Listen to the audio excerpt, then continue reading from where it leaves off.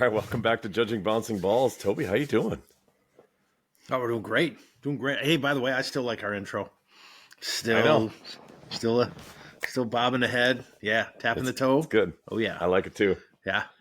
We'll keep it for a little while. I do. I was looking at it the other day. I think I'm going to try to figure out a way to take a picture of us and update our icon so it's actually us and not that random dude just missing a ball.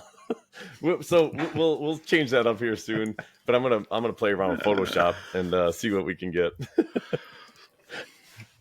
Perfect. No, that was either way. Either way, it's great. Yeah. Oh, but man, what a cool interview. Yeah, Nick Howard, local Green Bay kid. I know his father, and his dad's actually was the defensive coordinator at Utah State, and Gary Anderson, who coached with the Badgers for a year. He knew Gary, and he ended up at St. Norbert, and then got out of football, and I think chased his kid around and chased Nick around to Dartmouth. I mean, he's got to be one of the smarter kids we've had on. No offense to other kids, but he went to Dartmouth. We would assume. Right. They don't take anybody, right? Just pure guessing of anything but Dartmouth, the green machine. Yes. And you know what was interesting? I did not bring this up in the show, but I'm pretty sure he said he was going to go maybe to South Dakota, right? Yes. There's a Stevens Point tie there because Ted Schlafke, it was the quarterback at UW, or it was at the quarterback at Spash, and he's the head coach at South Dakota. So Stevens Point tie. Missed out on a hell of an athlete, but what a great story, right? Yes. I mean, you want to talk about story. Things not going your way and the adversity that Nick from I'm going to Iowa, like Big Ten, I'm going to play in front of 100,000 people to nobody wants me to South Dakota and then now he's played in Japan. He's done the Manning camp, which blows my Spencer Rattler. He's going to talk about Spencer Rattler from QB1, the show on Netflix. I mean, are you kidding me? But I wanted more. I wanted more about Spencer. We'll have to see what he says about Spencer. We don't want to. We don't ruin it here. Hold on, because you don't want to miss what he says. Yeah.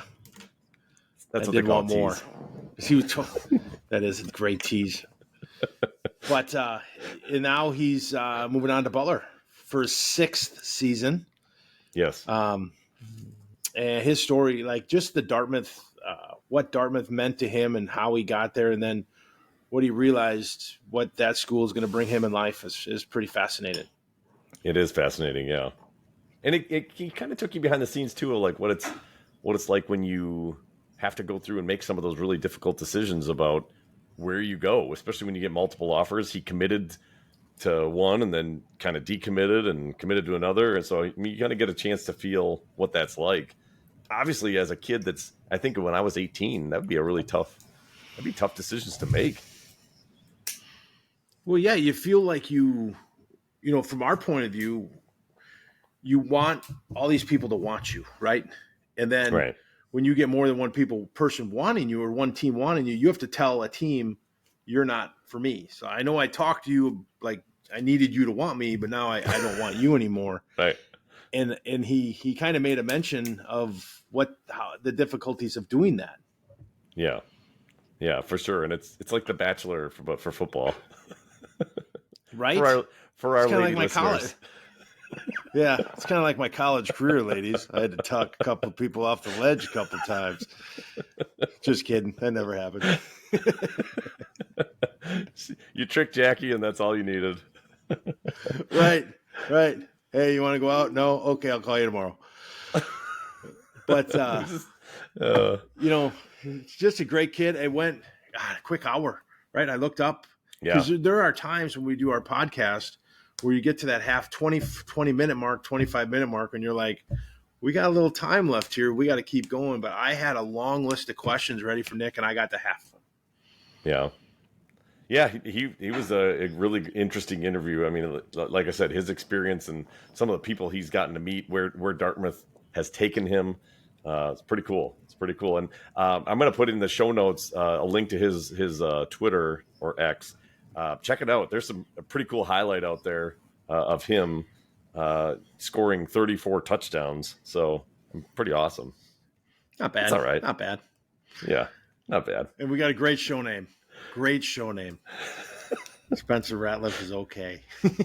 Spencer Ratliff is okay. I think that is the one that's going to be. I was taking some notes and I had some other ones. I had the Tim Tebow of the Ivy League, but I didn't really like that one. But Spencer Ratliff is okay. That was pretty good. Yeah, we got to see if we get Spence on. Part of the gang. But take a listen and let us know, please. Hit the like button. Do whatever you can. Jeremy's got shorts out there now they're called shorts, I guess, in the industry on Apparently. YouTube.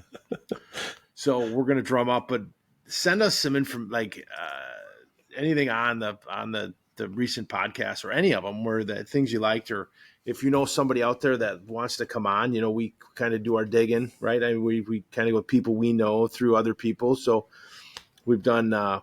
Some coaches now and some athletes. Now we'll keep grinding and keep bringing people on. For sure, yeah, and I think that's that's really our goal. We're not opposed to talking to anybody, honestly, as long as it can kind of tie back to their youth sports experience. And when we say youth, we mean all the way up basically to college. So we would love to hear their story because it's that's the world we live in right now, and it's the world that a lot of people are interested in as far as what the recruiting process especially looks like. Yeah, perfect. Well, it's been an exciting night. I just got to say, I made it to the championship round pickleball. Got beat 2 games. Oof. Ouch. Yeah, I'm sorry. It did hurt because then I had to leave, and I got made fun of on the way out. Like it's just not nice, right? People are bullies. People are bullies. But I mean, it's probably my tone of my anger, or that I threw my racket, or that I cried. I mean, there's a lot that went wrong. There's a lot of things. It went downhill quick. Well, and then apologies to those that wanted to watch this one live. I don't know what's going on. I cannot get Facebook to load. It would not connect. It did not work, and it just didn't work. So you're going to have to just, watch this one, the anticipation with everybody else without getting the little live peek first. Yeah, Nussle in. And this is a start to finish one because it just gets interesting on his story the whole way. For sure. Yeah. Well, good. I think we built it up enough. I think people need to go watch it. We're going to have one more connection here before you guys head to Tampa. I was just wondering what these are. I don't know. I didn't want to ask. I just thought maybe you crushed an elf behind the couch. Right. I really hope we overpaid for those because they're awesome. I'm sure you probably overpaid. If your wife is like mine, we overpaid. Right. You can win these if you just send me your name. I'll send them to you. I think the next show you should be wearing those. That would be amazing. If they're wearable. I see another one. That's a red one. Nice. That's awesome. Oh, we got to take down the Christmas down here. But oh well. All right. Well, we have next Wednesday. Actually, we have 2 more Wednesdays if we can before Tampa. Do we? Okay. I was thinking it was 1. Yeah, no, definitely. It's coming up quick, but it's getting excited. They released the schedule, so there'll be more to come on that, let's say. Yep. Another teaser. Enjoy the show, though. Sir. This is a good one. You're gonna really enjoy Nick's perspective, I think. So. Yeah. Nope. Great show. Please hit like and then let us know what you think because that means a ton. Sounds good. Awesome. Thank you. All right. Have a great night. You too.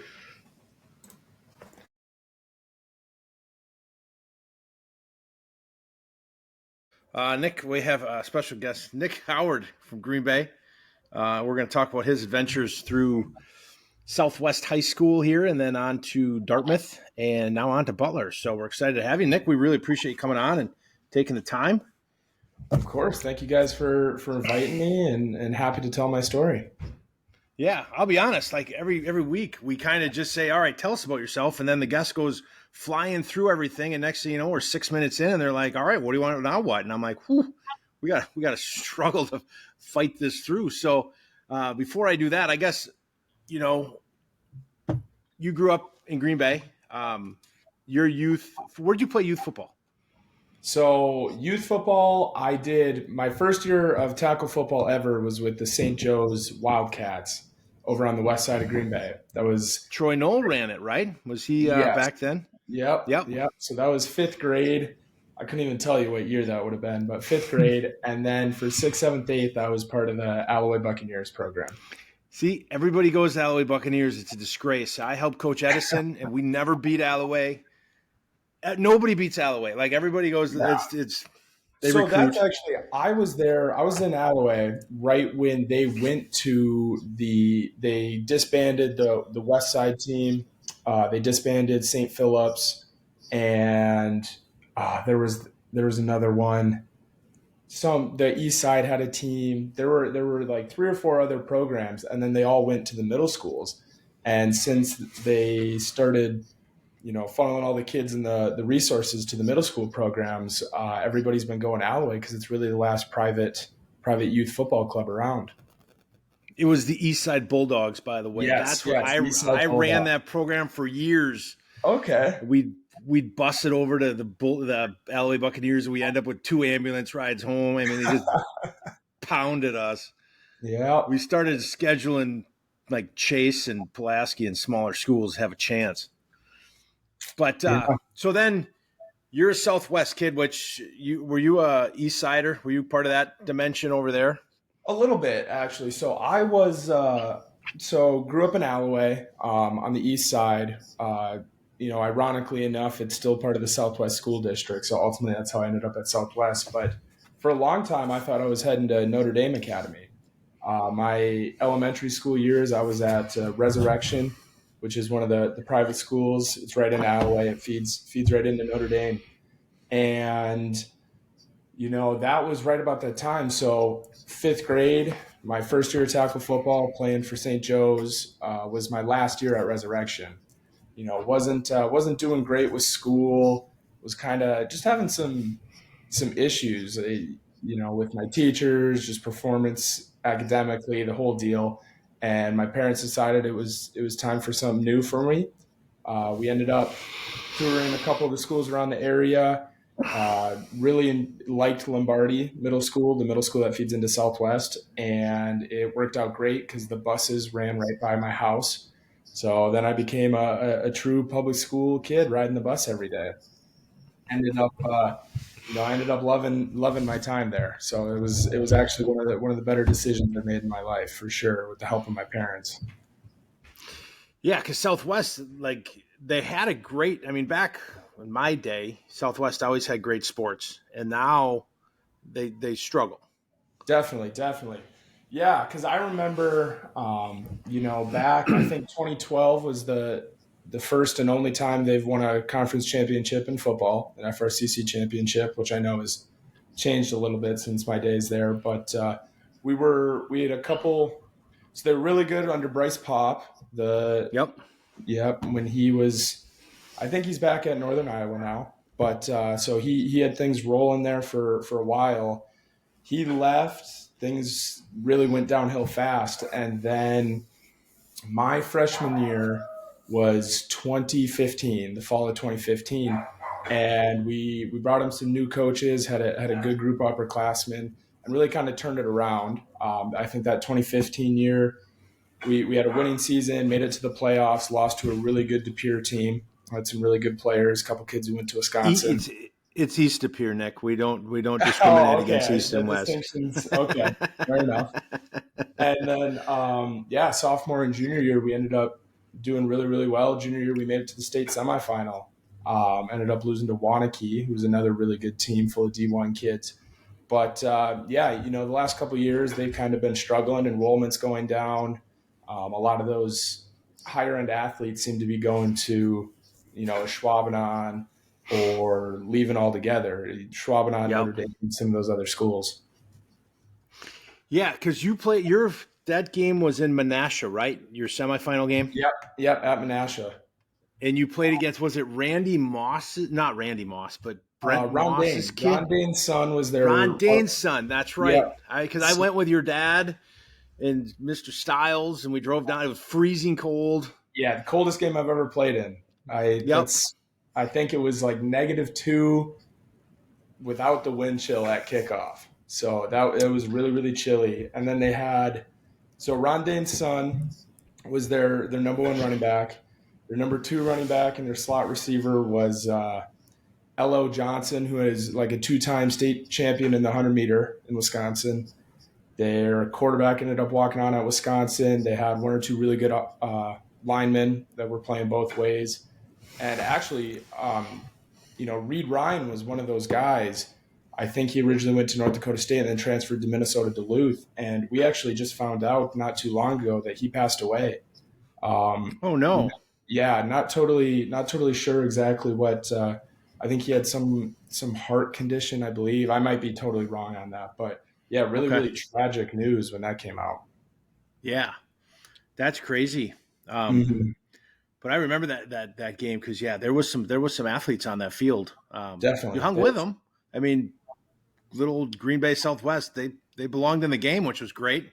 I'll be honest. Yeah. I think I sat in the car for the fourth quarter. I was rooting for you from afar. Yeah, it was the game was over by that point. But right, that was one of the most amazing things about that team, and one of the things we were really proud of.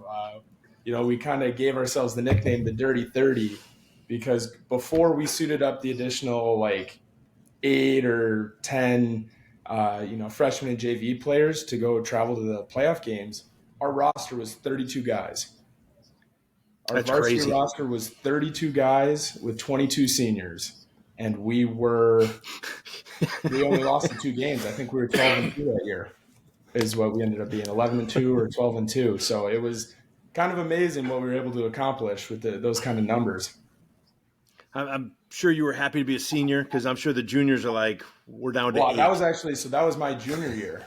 It was your junior year? Yeah, and then my senior year, we had some issues. We did not have a good season my senior year, unfortunately. Well, but it's understandable. Yeah, I mean, we lost 2/3 of our team. Because of the numbers that we had, we were operating for 2 or 3 years without a JV team. So you were either playing on the freshman team as a freshman, or you were backing up guys on varsity. So there really was a lack of that kind of developmental stage, which is, I'm sure you guys know, being 15, 16, maybe 17 in high school is a period of your life where you go through a lot of growth physically and emotionally. So not having that opportunity for those guys to kind of develop their skills and get better at the game really hurt us in the long run. Yeah. No, and I don't think they've recovered since. Their numbers are way down. Yeah. I think most Green Bay schools are struggling. I mean, West, East. All of them. Yeah, really. Yeah. I mean, Preble's which is a the only shame. one with numbers, and they, whatever reason, Preble's just Preble, it seems like, every year, no matter what. And look at Bayport. Bayport's 2,000 kids. A lot of kids transferring out of Green Bay schools to play. East De Pere's got the growth.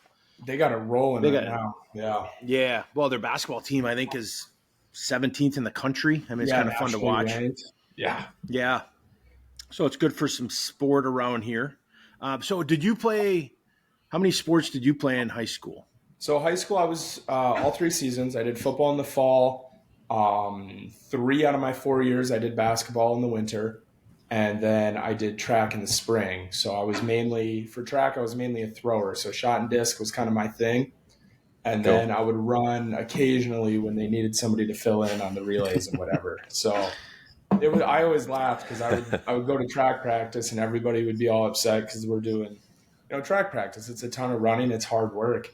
And I'd be off just hanging out. There was a group of us throwers, I think only like 5 or 6 of us. We'd just be doing our own thing, throwing metal balls, not expending too much energy. So I always enjoyed track for that reason. That's so funny because that's the first thing I bring up. I tell my daughters, I'm like, even if you don't want to run, go out and go throw or do something like. Yeah, throws, the jumps. I mean, looking back on it, honestly, it seemed awesome at the time. Looking back, I wish I would have ran more, done more of those sprint and speed work drills and the workouts, and been a little more involved on the running side. At the time, I was just really wrapped up in throwing, and for whatever reason, I was pretty good at it. I would always be the smallest kid out there. Once we got to the bigger meets, I played quarterback in football and throwing with a bunch of big Midwest O linemen. So that was always a sight to see. Now, you brought up something beforehand because we were mentioning the coach from Thibodaux, Louisiana, from Nicholls State. Mm-hmm. And you said you've been to Nicholls State. Now, was that in high school? No, so it's actually been the past 2 summers. So Oh, no kidding. June of 22 and June of 23, I was down at Nicholls State for the Manning Passing Academy, which is really the biggest quarterback camp in the country. Every year they have over 1,000 youth athletes, quarterbacks, receivers, running backs, a couple other random kids who want to play tight end or linebacker, who are just down there for the experience. But so they get over 1,000 kids to come down. They stay in the student dorms at Nicholls for the 3.5-day camp. And then one of the really cool aspects of it is they gather some of the best college quarterbacks from around the country. There's probably about 24 of us every year, give or take, maybe a few less. And we're talking, all the big names. So my first year I went, my group that I was with for coaching was me, Stetson Bennett from Georgia, two-time national champion. Yeah. Bryce Young, Heisman, and first overall pick in the draft. And Tyson, I actually don't know how to say his last name correctly, but Tyson Bejnet, the D2 Shepherd kid who ended up starting a couple games for the Bears this year. Yeah. Yes. So that's, it was 3 NFL quarterbacks just in our group right there. Wow. Spencer Rattler from Oklahoma and then South Carolina, just some of the biggest names in college football. And you really just get to hang out with these guys for 3 days. You're coaching a bunch of youth athletes, age ranges real young, 6th, 7th grade up to sophomores and juniors in high school. So it's a really awesome experience. Super well run. Obviously, you get to hang out with the Manning family, which is, worth the experience on its own. Those, the 3 brothers and, Archie Sr. is, they're really good people. So it's a special experience. How was that Spencer Rattler? Because he was on a show, like a Netflix series or something. Yeah, where I believe it was QB1. QB1, correct. Yeah. So, Spencer's an interesting story. And obviously, I'm not his best friend. I don't know his whole story. But based on that show and everything, he got a lot of hate. People thought he was really arrogant, not a supportive teammate, not a good leader. The list goes on and on. And I think that I think when he was at Oklahoma and things weren't going well and he ultimately got benched and Caleb Williams came in, he ended up transferring to South Carolina. Yep. And so when we were at the Manning Academy was that summer before his first year at South Carolina. And my time with him, he acted like a really great guy. He was super engaged with guys like me from the smaller schools. He was great with the kids, just all around like somebody I would definitely want to hang out with.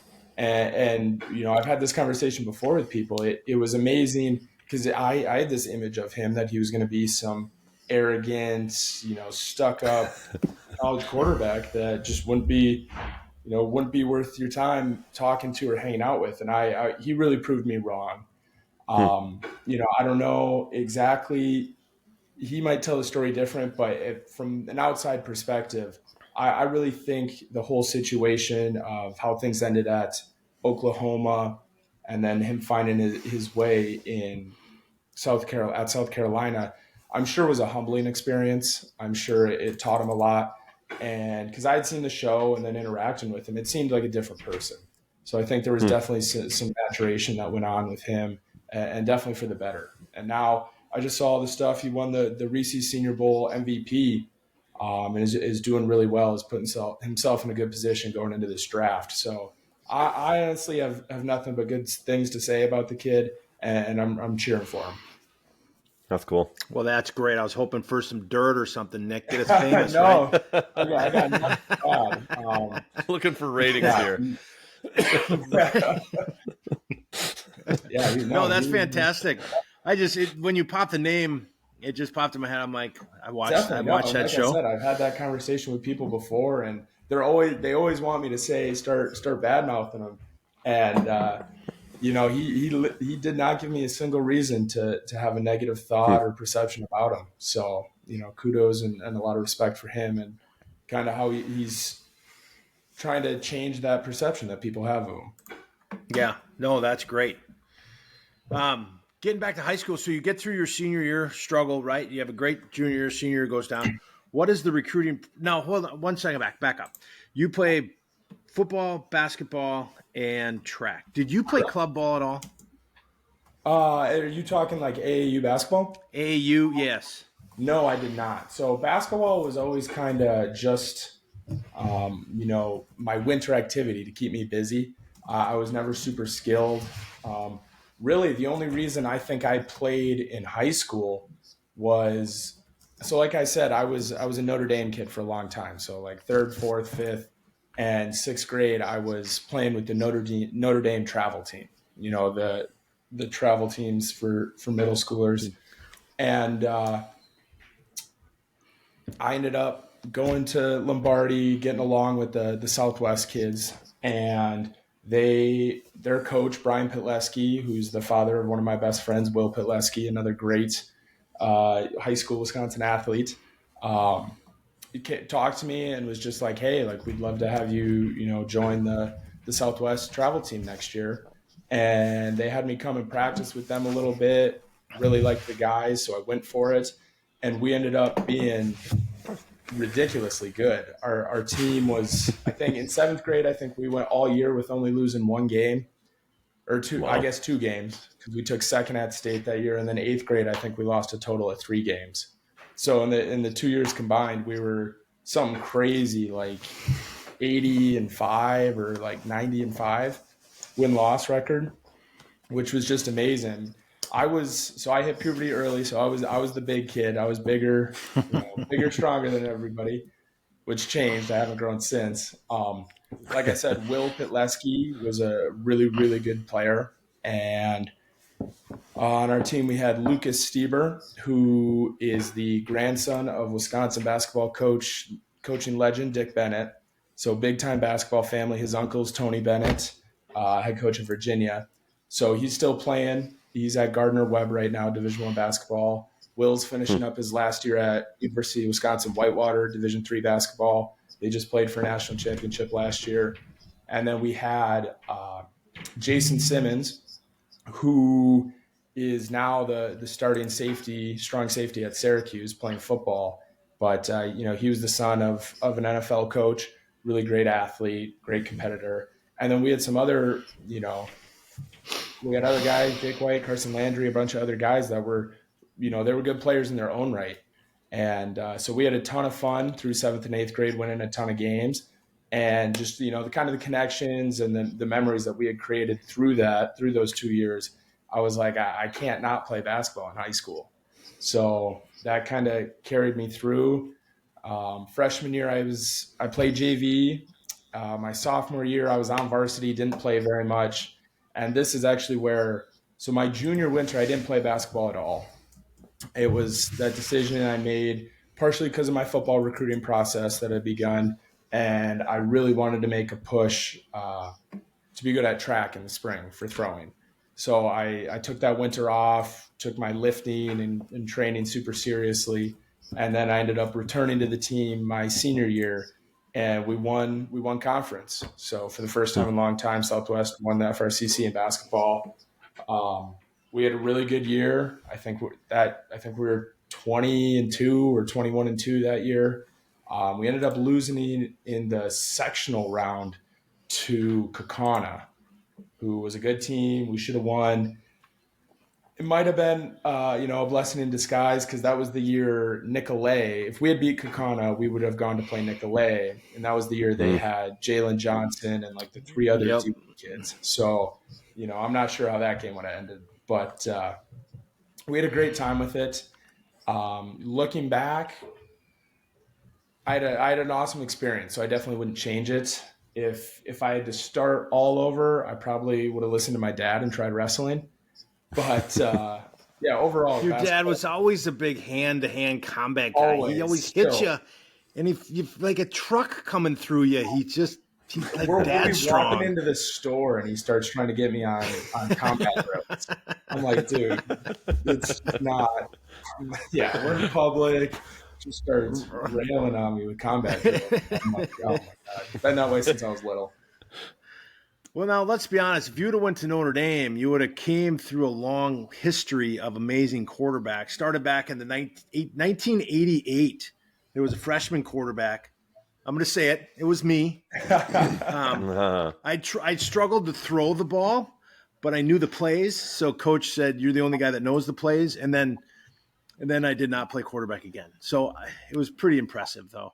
So I know where you're coming from as a high school quarterback. It had to start somewhere. And then I went to like linebacker, and then I went to left out. So, which was for the better. Yeah, but that was an interesting development on its own, because I left that Notre Dame funnel, and I think a year or two later they got a kid who was originally supposed to go to Pulaski. His name was Wes Glim. Ended up playing quarterback for them for his junior and senior year. They had some pretty good. I would think my freshman year was Rotherham, and then Johnny Santaga, who ended up playing at Minnesota, and then Wes had 2 really good years at Notre Dame, and he spent his last 4 years playing at Johns Hopkins.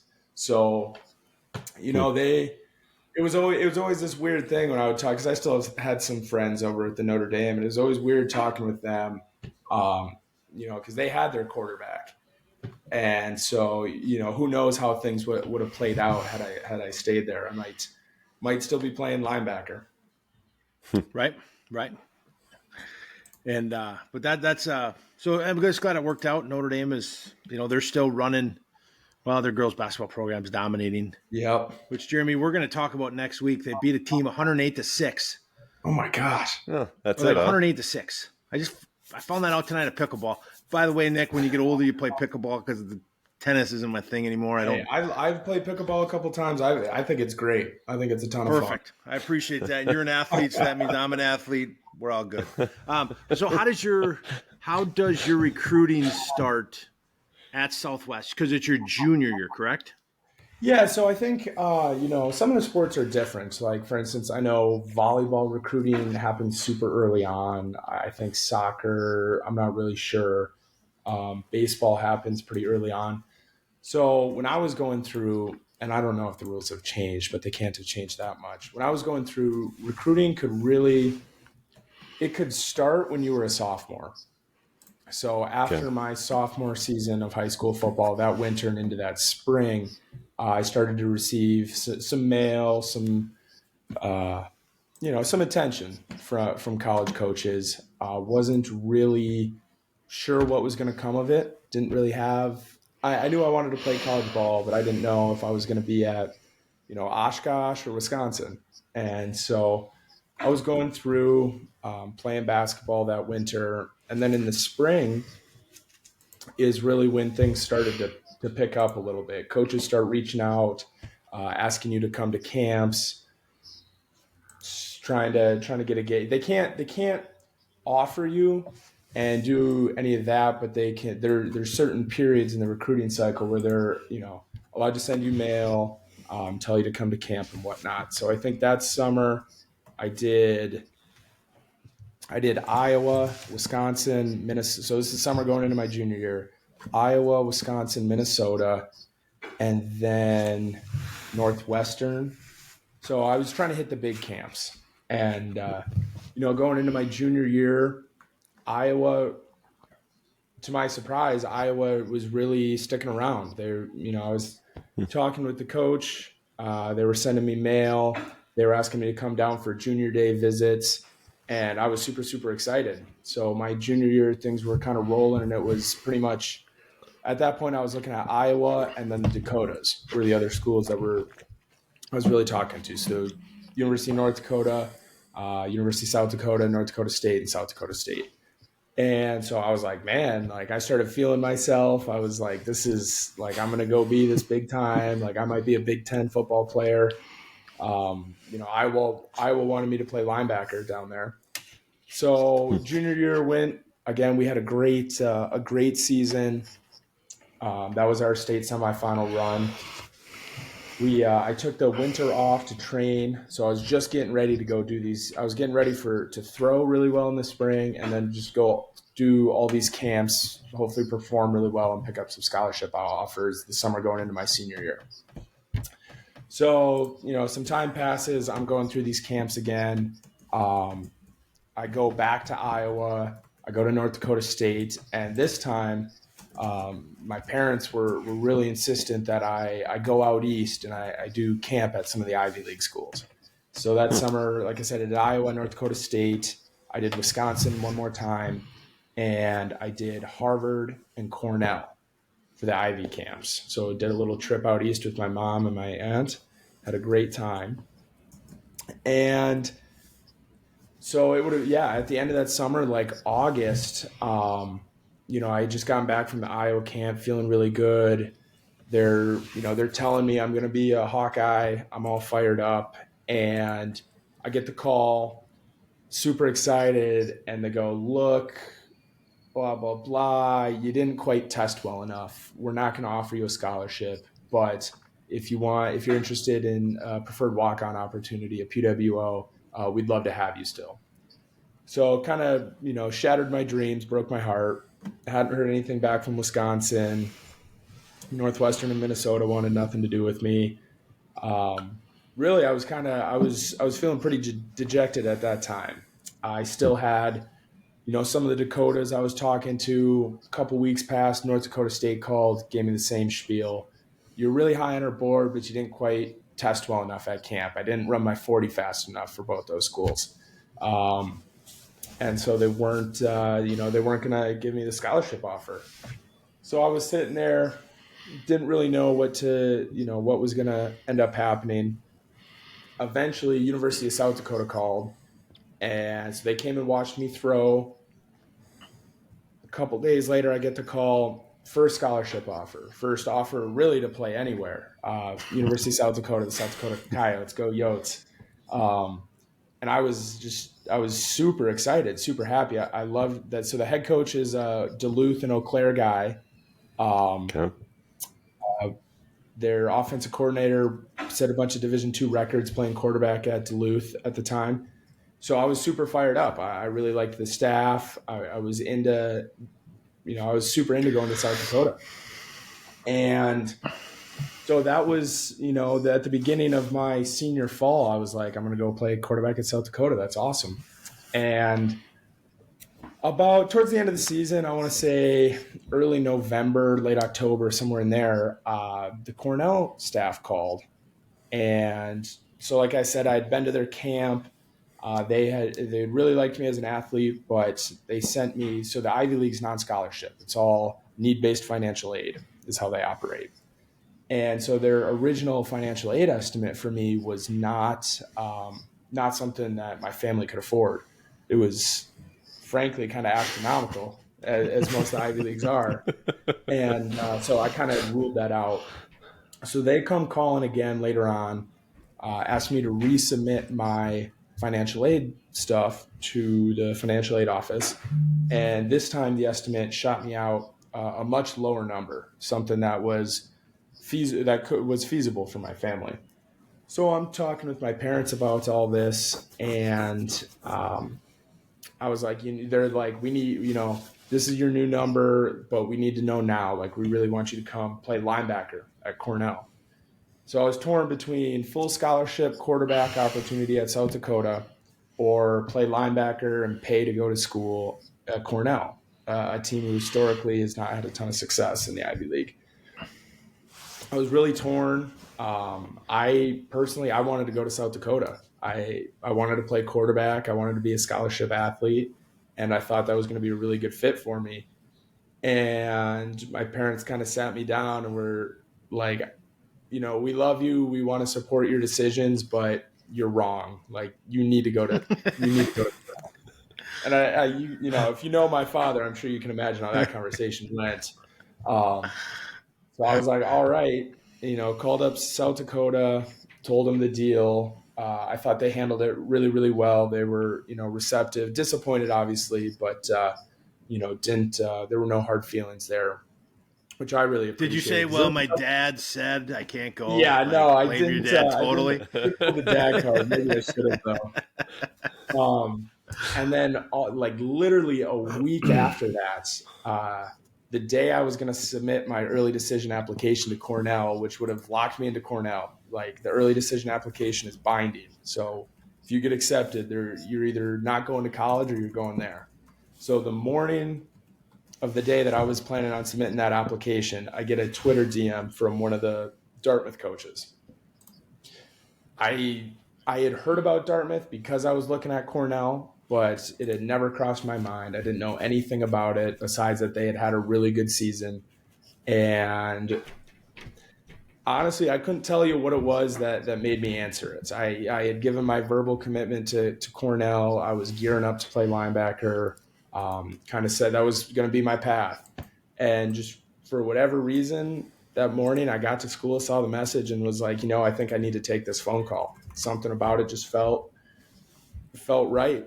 So I ended up talking with a couple members of the Dartmouth staff. They were like, we understand you're committed to Cornell, but we want you to come here and play quarterback. Do you have any interest? I'm like, well, yeah, I still want to play quarterback. So I did some research, really liked what they were selling me, ended up going on a visit that weekend.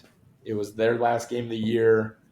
It was, I think, 15 degrees and snowing at the game. It was just miserable up in Hanover, New Hampshire, how it always is, and for half the year. Right. And fell in love with it. Just absolutely loved the place. So then I'm sitting in the airport on my way back from New Hampshire, and I got the Cornell coaches calling me like, "Hey, why haven't you submitted this application? Like, you need to do this now, blah, blah, blah." And I was trying to fend them off just so I could get home, kind of collect myself. And I just, I couldn't deal with it anymore. So I called them back and just said, look, I want to go to Dartmouth. They gave me an opportunity to play quarterback. They gave me a similar financial aid estimate, and that's what I'm going to do. They did not handle it so well. There was a little bit of back and forth with that. They were pretty disappointed with that decision. But, once I emotionally kind of got over that whole ordeal, it was Dartmouth all the way. And I stand by that decision every day. I mean, it changed my life for the better in every single way. And I absolutely loved my experience there. So, I 3 commitments in total. And, some people gave me some flack for it. There were, I had people telling me all sorts of things like, you need to take the scholarship, you need to do this, you need to do that. And, ultimately I really thank my parents for kind of steering me down, showing me the big picture that decision wasn't just about football. It was about the education, the people I was going to meet, and, kind of setting myself up for life. And it's really turned out for the best. Yeah, I mean, in talking to your dad the times I have and listening to the stories of what you've been able to do and your experiences just by the people you've met, right? I mean, you've lived a lot of life through Dartmouth. It's pretty amazing. Now, the one thing that I found was fascinating was the mentor program, correct? Mm-hmm. So yes. How does that work?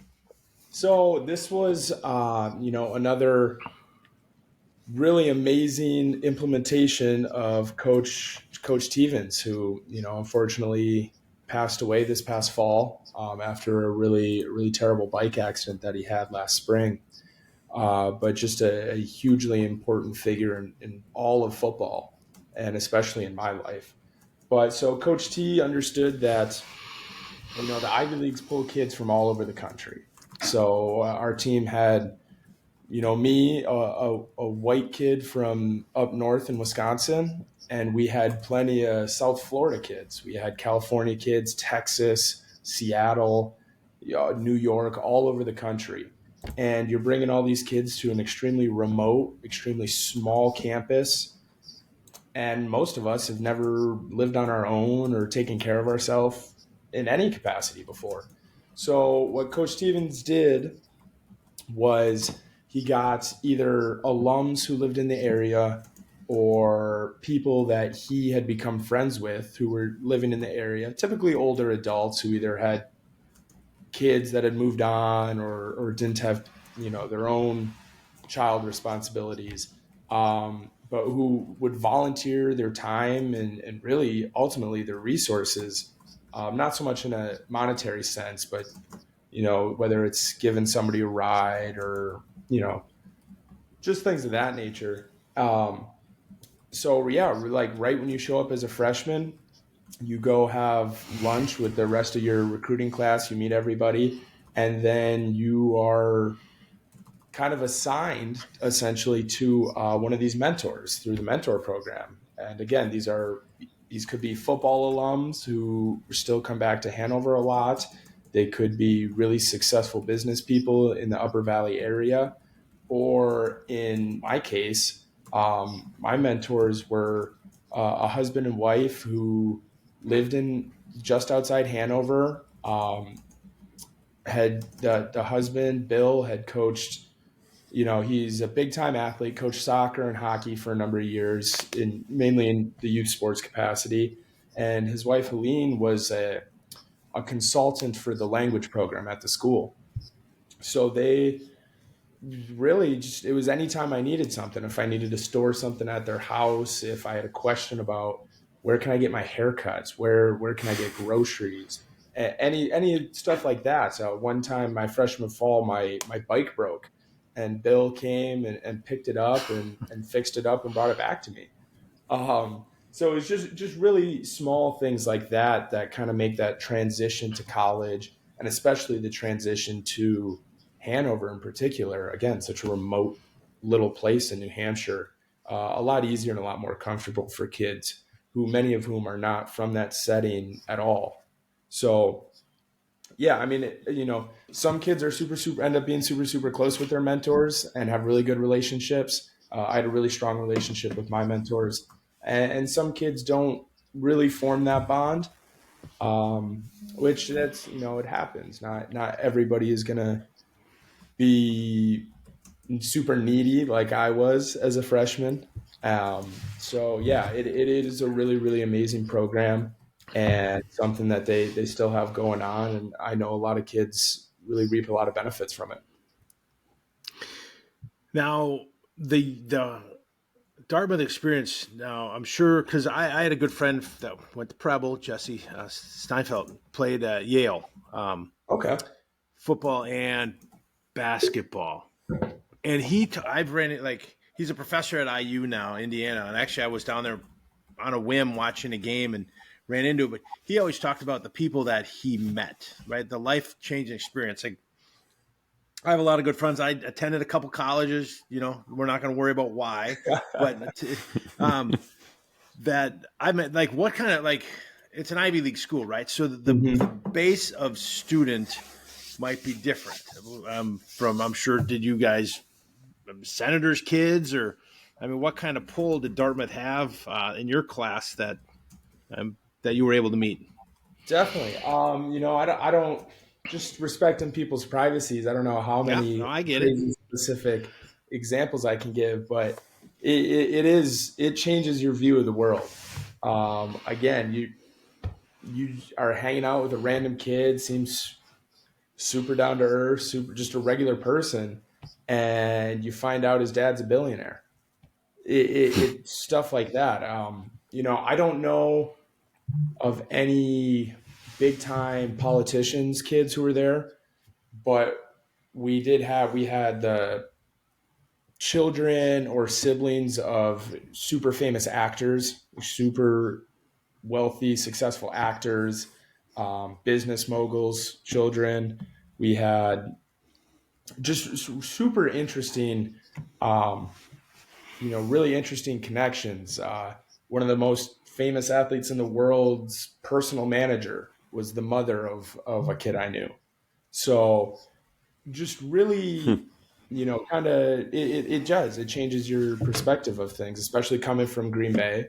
Obviously, there is some money and some important people that are kind of hanging around Green Bay, but nothing to that scale.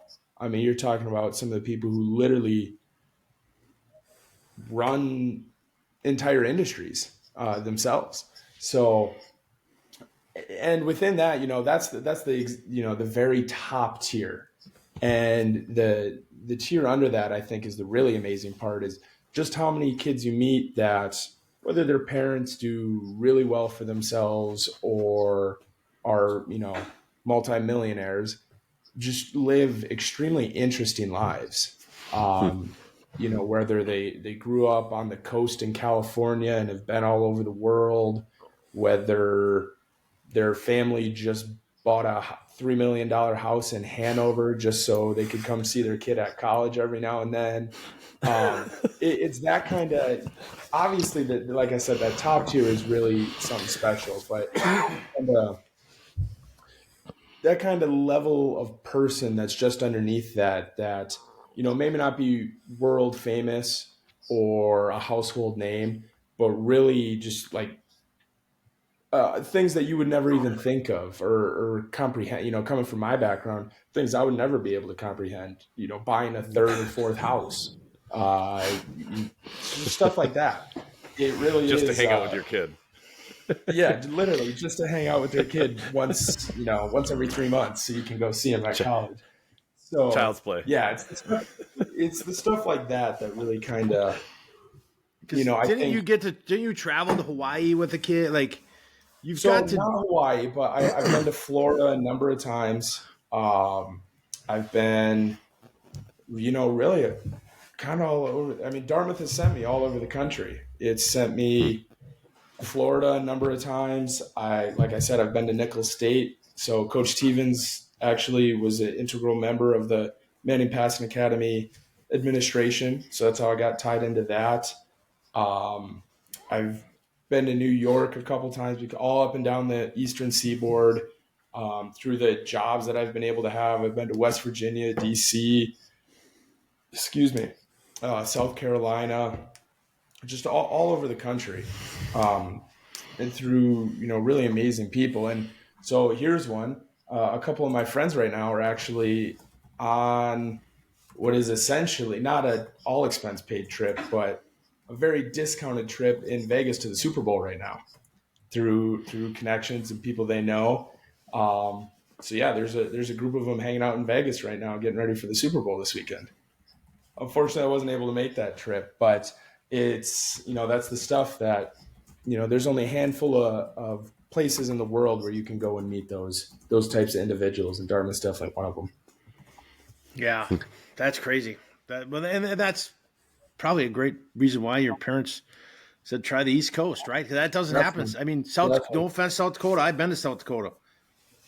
It's not like it. No, it's not. It's not Dartmouth, right? It's not Ivy League. It's not. I'm sure there's some really super people.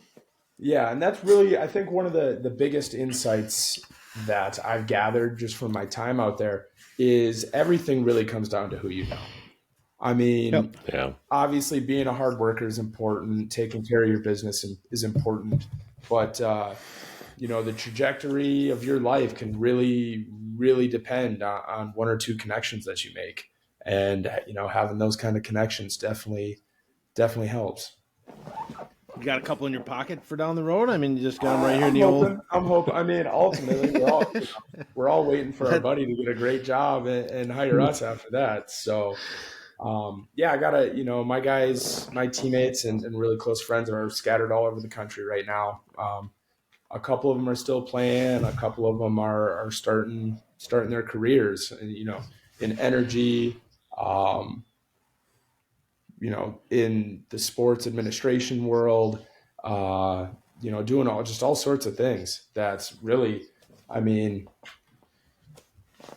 all I ever have thought about is coaching football. So it's a different world. Yeah, no, absolutely. How does playing at Dartmouth, How does that go? Right, because it's 1 AA. Is that what I looked up? Yep. So 1 AA, or today it's referred to as Division I FCS. So, like I said, it's non-scholarship. So although it is part of Division I FCS, which most FCS schools do offer scholarships, it kind of exists in its own little pocket. So all the Ivy League schools, you play 10 games, no more, no less. You start 3 weeks later than everybody else in the country, and you're done before Thanksgiving, which is extremely unique. There's no opportunity for you to go to the playoffs. There's no championship game. And even your out-of-conference games, typically most of the schools, they schedule an in-state rival. So for us, it's UNH. Brown plays University of Rhode Island or Bryant. Harvard will play a Holy Cross or another Northeast school. And then most of our other games, every once in a while you get one kind of outlier. But in general, it's either Patriot League teams, which is another East Coast conference, to your higher end schools, Bucknell, Colgate, Lehigh, Lafayette, schools in that area, or Pioneer League teams, which Butler is in the Pioneer League now. So that's Butler, Valparaiso, St. Thomas, which recently made the jump up to Division I, St. Thomas, Minneapolis, Davidson, Dayton, Presbyterian.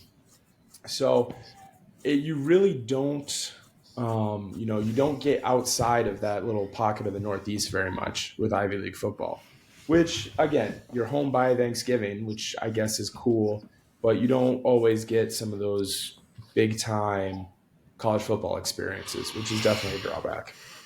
Who's your rival? They all are. As embarrassing as it is, because the major rivalry in the Ivy League is Harvard-Yale. So yep. Harvard would never say that we're their rival, but for us, it's always Harvard.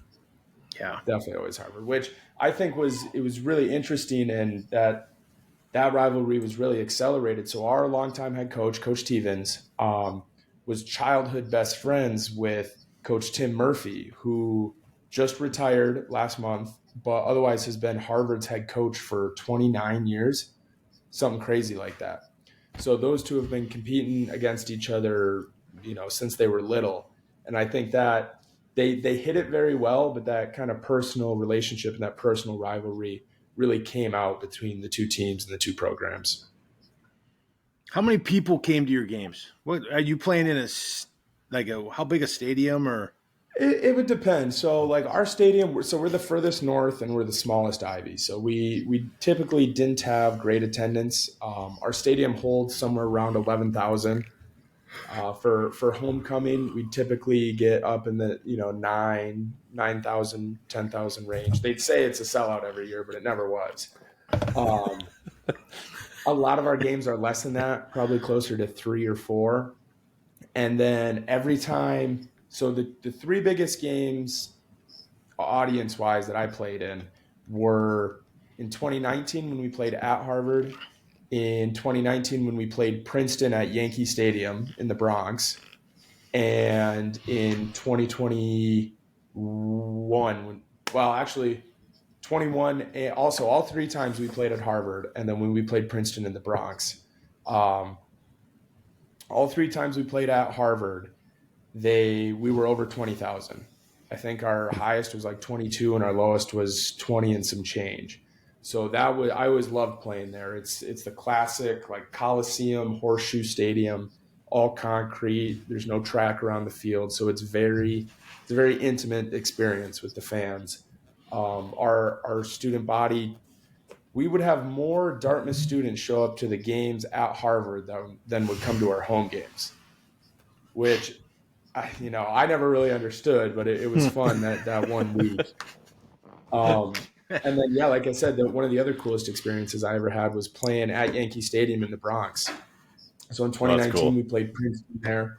It was supposed to commemorate the 150th 150th anniversary of college football. So the first collegiate game was played between Princeton and Rutgers back in I don't even know what year that would have been, 1870 something. And, here and there, but essentially the story was that Rutgers didn't want to play Princeton. So Coach T worked his magic, got us slated to play Princeton at Yankee Stadium in the Bronx. We got to use the Yankees like home clubhouse as our locker room. That was insane. And we had to, because there's just so many people, so many Dartmouth and Princeton alumni in New York and in that area, that the turnout was really, really awesome. Beautiful venue. And we ended up, both of our teams were undefeated until that point, and we ended up one-upping them. So it was a good day for sure. Nice. That's awesome. Is there, like, you talk about all, like, you went to camps, right? You've met all these other players. Is there really is there a fraternity of players that you've met, like, and connected with? Because you speak very highly of people, and you speak names, and you speak like, they're not just people, right? They're friends. So have you met people from all over the country that not necessarily were in Dartmouth, but, from all over? You mean you just were in Japan playing, you said, with other Ivy League school members? Yeah, so I think the biggest example of that would be the trip I just took to Japan. So, a lot of times you run into a lot of the other Ivy kids at the camps. Again, people are from all over the country, so everybody knows somebody who knows somebody else. It's a very close world out there in the Northeast. But really, some guys, if they know other guys at Ivy League schools, might have a different opinion or view of this. I really pretty much hated everybody at the other 7 schools. Just with every fiber of my being, could not stand anybody who would decide to go to them. And that was honestly one of the really, really cool aspects of going to Japan. You're over there with guys from all the other schools, and they're awesome. All of a sudden, they're some of you're spending a week with them, you're rooming with them, and you're taking the field with them. They're awesome guys. Almost all of us are exactly the same. You have the same issues, the same problems, same attitudes, same sense of humor. I mean, football guys are football guys across the board, but I think there is definitely, like you said, kind of an elevated understanding of each other, all coming from the Ivy League, all playing each other every single year.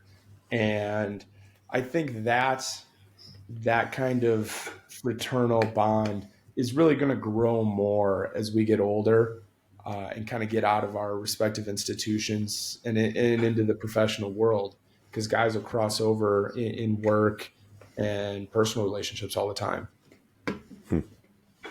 That's awesome. Now, eligibility-wise, because you played through the COVID year, correct? Or yep, you didn't. Yep. So you my were in school. Freshman fall was 2019, and then my sophomore year, 2020, was the year it COVID hit. So we had our season completely canceled. So do you get that? How many years can you technically play college football? So this coming fall will be my 6th year of college football, technically speaking.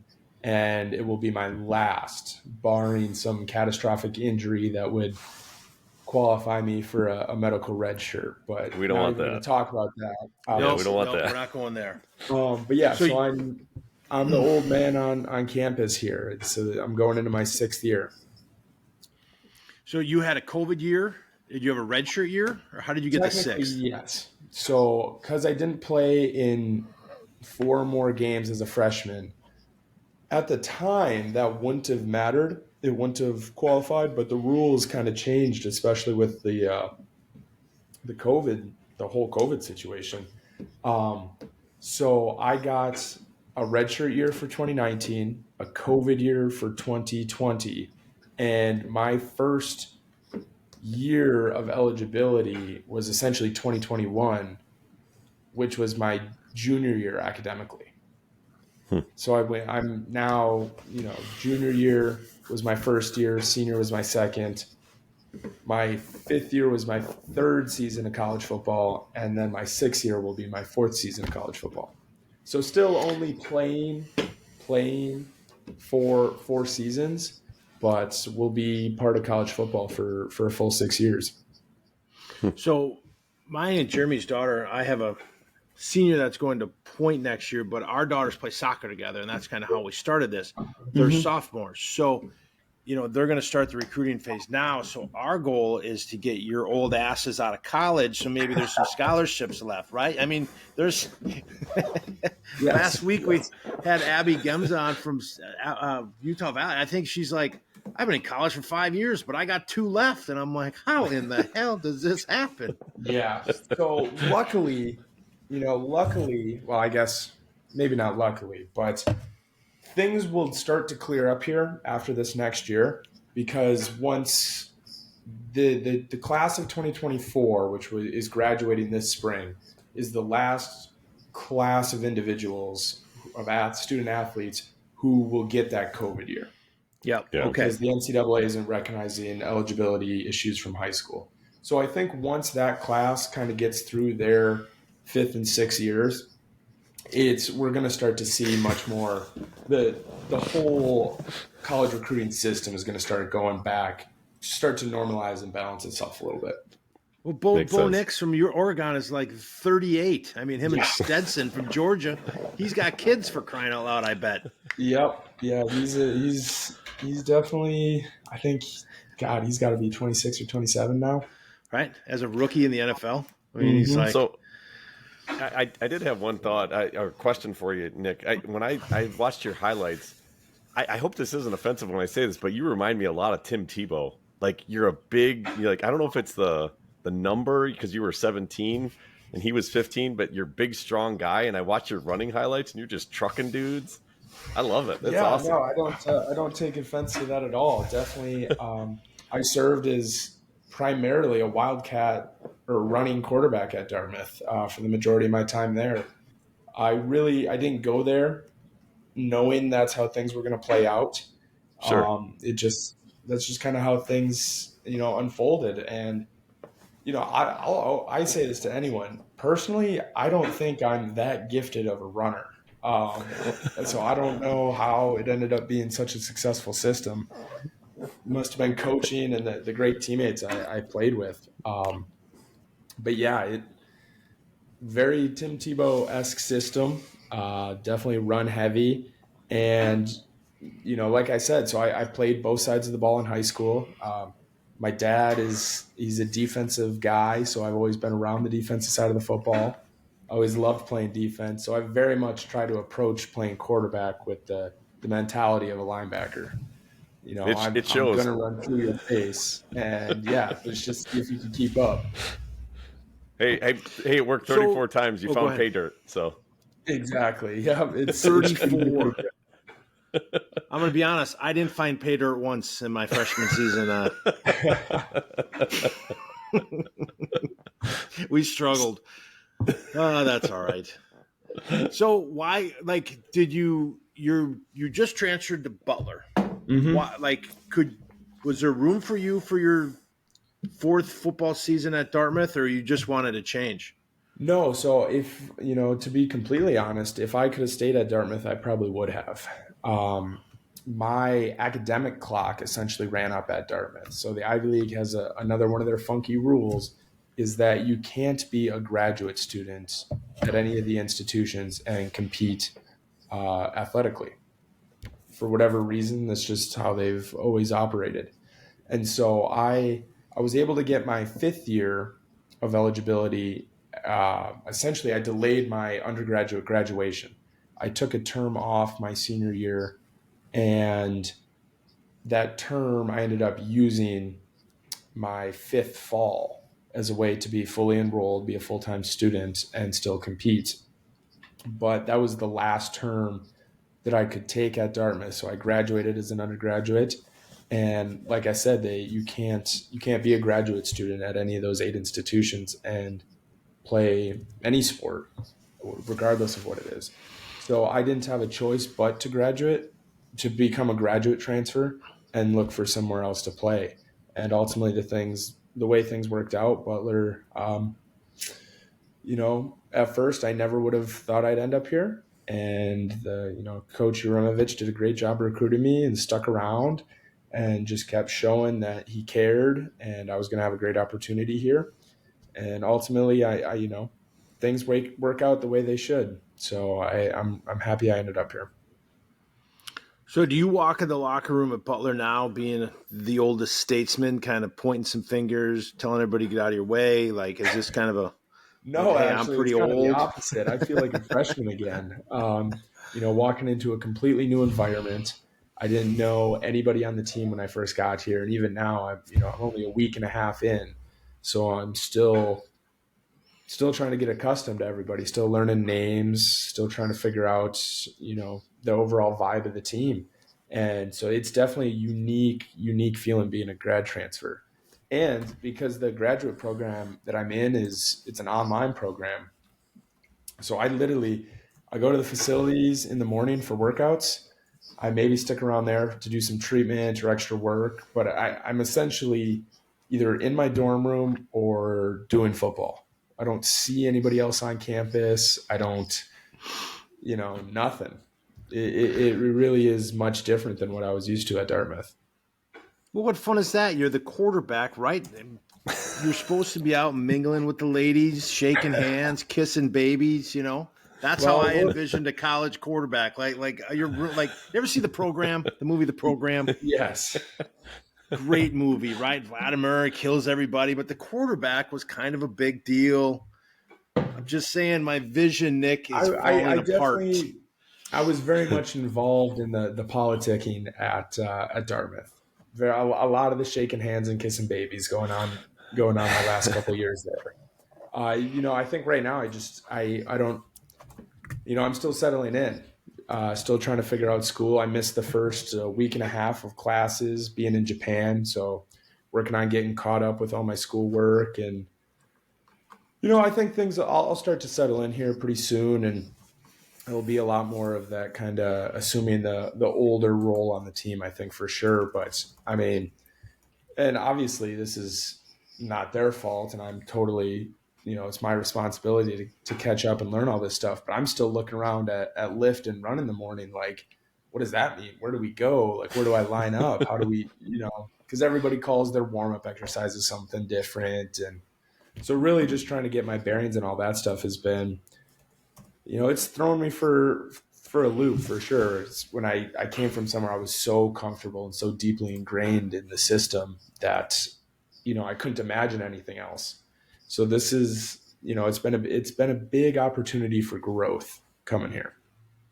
Well, that's fantastic. I would just go down to the local used lot, get yourself a Trans Am, roll the windows down, play some AC/DC, and see what happens. That's actually one of the biggest problems I'm having here is parking. I've been battling the parking people since I showed up on campus. So you got to just walk around with your helmet and be like, hey, where do I go? Where's the weight room? God, what I wouldn't give to see you in high school, Toby. It was a treat, Jeremy. It was a treat. Hey, we're running here. We're running along, and Nick, we could talk to you forever. One last question here. What's the end game? Like, what is your goal coming out of Butler? Are you looking to try to continue this sport? Yeah, I mean, that's a $1 million question. I'm still trying to answer myself. Obviously, if there is an opportunity to play the game professionally, I'm definitely going to pursue that. That's always been a big dream of mine. Speaking realistically, I know it's going to be a long shot, so I'm not putting all my, hopes and dreams on that. But that definitely is my personal goal for myself. I've considered, playing over in Europe. I know a number of guys who have gone down that route and really enjoyed their time. Obviously, I just met a bunch of guys who are now playing in Japan. Football is a big deal over there. So playing internationally is definitely on the table. And, eventually here I'm going to have to hang it up. You can't play football forever. So, long-term career path, not entirely sure. I've definitely had some experience working in some different fields, liked some things, didn't like others. And, ultimately I think that's the beautiful part about kind of delaying this process for me is I'm seeing all my friends and teammates go through their first or second jobs right now. So I'm constantly picking their brains, trying to see what the deal is with their situation, how they enjoy their job, what they do, just to try and gather nuggets of information and paint a more complete picture for myself, so that when I am done playing, hopefully not for a couple more years, but whenever that time comes, that I can really take advantage of the opportunity that Dartmouth has given me. Yeah, I'll be honest. The real world's not great. I would hang on to that football as long as I can. Exactly. You can burn out to a 9-to-5 work down the road. You might as well enjoy life. Exactly. Yep. And that's what this year is all about, really, is just, being grateful for having an opportunity to come play one more season, at least, guaranteed one more season. So trying to make the most of it. Now, have you looked at your schedule? Are you for next year? Any big time games that Butler's going to play, or is it all just based in that conference you talked about? So actually our schedule has not officially been released. They're having some scheduling issues. One of the teams we were scheduled to play, there was some kind of complication where we're no longer able to play them. So they're trying to fill that slot. But, I they were like, oh, Nick Howard transferred. We're not going. Yeah. Right. Yeah, right. Yeah, let's go with that. Let's roll with that. So, last year Butler opened up at Montana, I was really hoping we were going to get that again this year, because that would be an incredible experience. But I think our big time game this year is against Murray State, who's a Missouri Valley football team. Didn't have a great year last year, so it'll be interesting to see how they do. And I think, I don't know who the other two out-of-conference opponents are going to be. And then we're playing our Pioneer lineup. So it's going to be St. Thomas, Davidson, Valparaiso, Presbyterian, maybe University of San Diego. That'd be cool to be able to go out there and play. So it'll be interesting. No really big time stunner games on the schedule, but I'm sure there's going to be some great contests, some classic, Midwest football in November. So I'm excited for that. Cool. Well, good. Well, I'm gonna have to talk to your dad. I might have to jump in for that. Are you playing at St. Thomas? Do you know? Or you don't know yet? I don't know for sure, but if I had to guess right now, I think we'll be at St. Thomas. Yeah. Okay. I'll have to do a work meeting with the company over there, and I'll just tag along on their dime. I'm good at that. Exactly. Well, hey, we appreciate you coming on. It's been fantastic. We've had every sport, soccer, we did rugby, we've done basketball, and football is the one where we're just trying to get how your story worked, and it's fantastic. Just the ups and downs you went through, and I think, it's great for people to listen to and just realize there's an avenue for everyone. Definitely. Yeah. And that's always what I tell, whenever I have, high school athletes or anybody who's trying to ask questions or get some advice, is believe in yourself and go where you're wanted. Being valued by people that you respect is a more fulfilling experience than any amount of wins or losses or playing time will ever be. Yeah. That's fantastic. And Spencer Rattler is okay. All right, I'll go with that. Yep. Maybe that's the title. Spencer Rattler is okay. Rattler's okay, right? I'll grab some headlines. That's awesome. Well, we're gonna end this.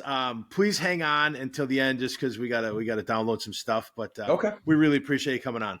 Yeah, thank you guys so much for having me. I had a great time, and hopefully we can get some more Green Bay athletes to the college football world. Absolutely. Awesome. And when you do make your next level, we'll probably have you back on to just maybe bring us with you. Perfect. Plan on What can we do for each other? Right. All right, hold on one second.